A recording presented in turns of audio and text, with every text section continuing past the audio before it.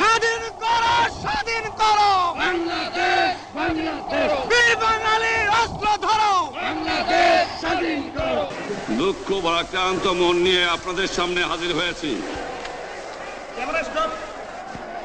আপনারা সবই জানেন এবং বোঝেন আমরা আমাদের জীবন দিয়ে চেষ্টা করেছি, কিন্তু দুঃখের বিষয় আজ ঢাকা, চট্টগ্রাম, খুলনা, রাজশাহী, রংপুরে আমার ভাইয়ের রক্তে রাজপথ রঞ্জিত হয়েছে। আজ বাংলার মানুষ মুক্তি চায়, বাংলার মানুষ বাঁচতে চায়, বাংলার মানুষ তারা আজ তার অধিকার চায়।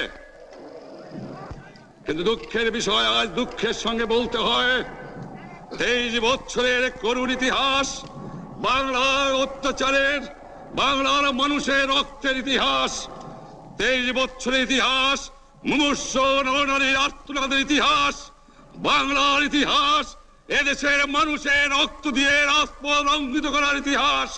1952 সালে রক্ত দিয়েছি, 1954 সালে নির্বাচনে জয়লাভ করেও আমরা গদিতে বসতে পারি নাই। 1958 সালে আইয়ুব খান মার্শাল ল জারি করে 10 বছর পর্যন্ত আমাদের গোলাম করে রেখেছে। 1967 সালে 6 দফার আন্দোলনের 7ই জুনে আমার ছেলেদের গুলি করে হত্যা করা হয়েছে। 1969 আন্দোলনে আইয়ুব খানের পতন হওয়ার পরে যখন ইয়াহিয়া খান সাহেব সরকার নিলেন, তিনি বললেন দেশে শাসনতন্ত্র দেবেন, গণতন্ত্র দেবেন। তবে অনুরোধ করছি, আপনারা আমাদের ভাই, আপনারা দেশকে একেবারে জাহান্নামে ধ্বংস করে দিয়েন না। জীবনে আর কোনোদিন আপনাদের মুখ দেখা দেখি হবে না। যদিও আমরা শান্তিপূর্ণভাবে আমাদের ফয়সালা করতে পারি, তাহলে অন্তপক্ষে ভাই ভাই হিসেবে বাস করার সম্ভাবনা আছে। সেই জন্য আপনাদের অনুরোধ করছি, আমার এই দেশে আপনারা মিলিটারি শাসন চালাবার চেষ্টা আর করবেন না।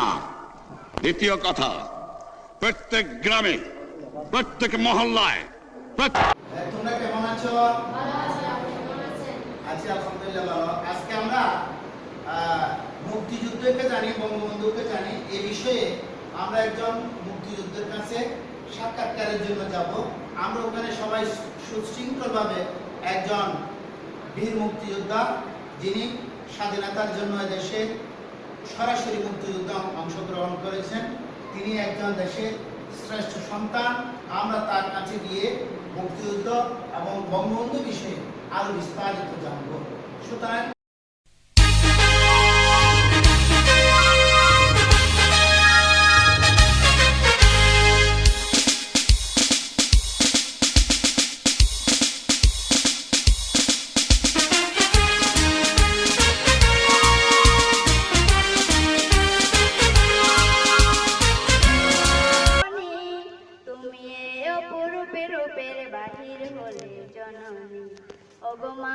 তোমায় দেখে দেখে আঁকি না ফিরে, তোমার দুয়ার যে খুলে গেছে সোনার মন্দিরে।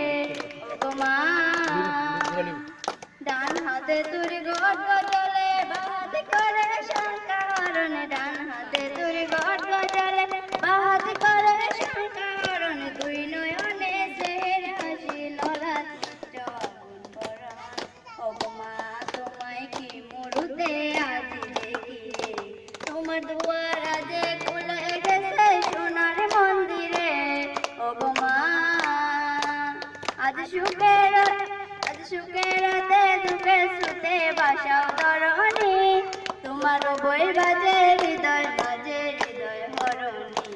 ওগো মা, তোমায় কি মুরুদে আজি দেখি রে, তোমার দুয়ার যে খুলে গেছে সোনার মন্দিরে।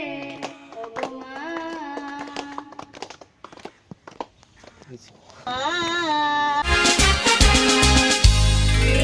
আমাদেরকে বঙ্গবন্ধু মুক্তিযুদ্ধ সম্পর্কে কিছু কথা বলবেন? সামনাসামনি শুনেছি 1969 সালে আমাদের চকরিয়া বিমানবন্দর যে পাকিস্তানের হানাদার বাহিনীরা মাইন কুফে ওইটাকে নষ্ট করে দিয়েছে। ওটা দেখেছে কিনা জানি না, ওইটা আসলে আপনার এয়ারপোর্ট ছিল, ওই এয়ারপোর্টের মধ্যে বঙ্গবন্ধু 1969 সালে ভাষণ দিয়েছিলেন। আমরা সেই দিন ওই ভাষণটা শুনেছি। 1975 সালে 15 আগস্টে বঙ্গবন্ধুর সাথে স্ত্রী বেগম ফজিলাতুন্নেছা মুজিবুর পুত্র শেখ কামাল শেখ জামাল শেখ রাশেদ পুত্রবধূ সুলতানা কামাল ও পারভীন জামান সহ আত্মীয় পরিজনের নির্মম হত্যাকাণ্ড বাঙালি জাতি এবং পৃথিবীর ইতিহাসে দুর্ভাগ্যজনক এই করুণময় ঘটনা।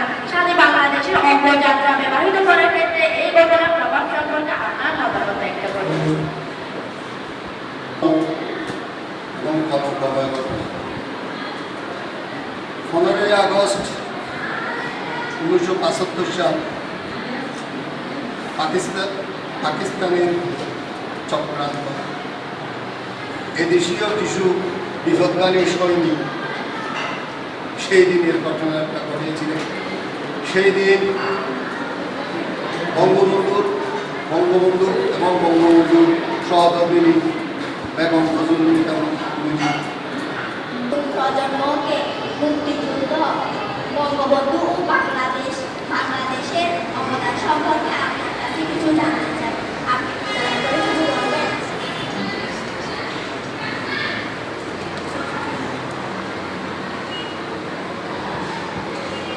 আমাদের হাজার বছরের শ্রেষ্ঠ বাঙালি জাতির জনক বঙ্গবন্ধু শেখ মুজিবুর রহমানকে 1975 সাল 15 আগস্ট সপরিবারে হত্যা করার পরে আমাদের এই বাংলাদেশকে অন্যান্য বিভিন্ন জনেই শাসন করে।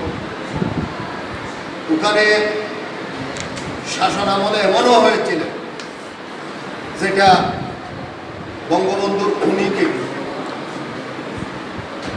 পুনর্বাসন করে বিদেশে পাঠিয়েছে এবং ইন্ডিমিনিটি অধ্যাদেশ বলে বঙ্গবন্ধুর বিচার হবে না।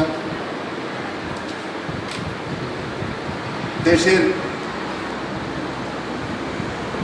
যারা দেশের স্বাধীন করার জন্য যারা বলে রাজাকার বদল ওদের বিচার করা হবে না। এই ধরনের বলে একটা ইন্ডিমিনিটি অধ্যাদেশ বলে একটা আইন করে আইন করার পরে এই দেশকে পশ্চিমা কায়দায় শাসন করতে শুরু করতে করতে এই দেশ এমন হয়ে গিয়েছিলেন, বাংলাদেশ বলেছিলেন এটা একটা থলাবিহীন জুড়িতে পরিণত হয়েছিল। এই ধরনের খুব ক্লান্তি লক্ষ্য 1981 সালে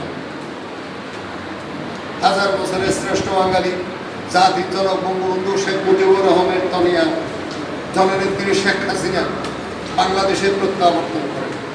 আসার পরে উনি ওই পুরানা আওয়ামী লীগের হাল ধরার পরে উনি প্রায় 17 বছর নেতৃত্ব দিয়ে দলকে সংগঠিত করে 1996 সালে আওয়ামী লীগ সর্বপ্রথম ক্ষমতায় যায়। আওয়ামী লীগ ক্ষমতায় গিয়ে এই দেশের সেই দিন থেকেই আস্তে আস্তে দেশের সার্বিক উন্নয়ন শুরু হয়।